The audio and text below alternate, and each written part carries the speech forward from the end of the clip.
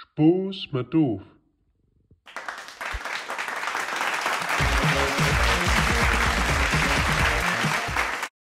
Doof kent noch von allerhand Sitten en Lehren.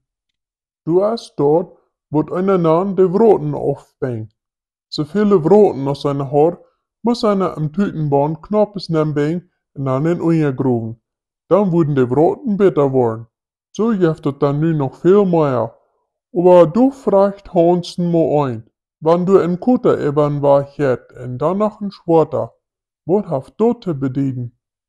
Hans kijkt dan bloß so vernörkt an und sagt, na die wel de andere sieht war ich.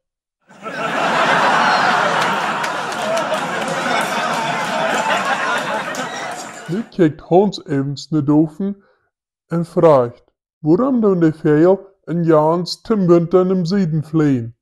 Doof haft sich aber noch gar nicht verholt von sin erster Schiste.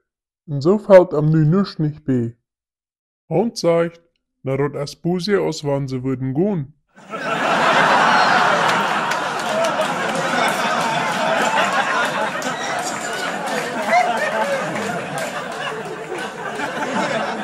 Hier ist noch ein Schiste von unserer neuen Welt.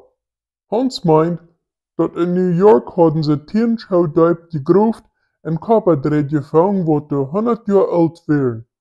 Dort wies dort, dat ze dann menk o Mattenhand Telefons gehad. Jiet aber meint, dat in Kalifornien hadden ze 20 Schauduip gegruft. Hadden du en Doel Kapperdreht gefangen, wo de menk 200 Jahre alt wären. Die matten dann ein groot Phonensystem gehad han. Nu meint Doof evens, dat in Texas hadden ze 30 Schauduip gegruft. Hadden nichts nicht gefangen. Und so kamen sie zu der Entscheidung, dat 300 Jahre drei, dann wären die Menschen al drahtlos. Oder es ist wie in Englischen sagen, wireless.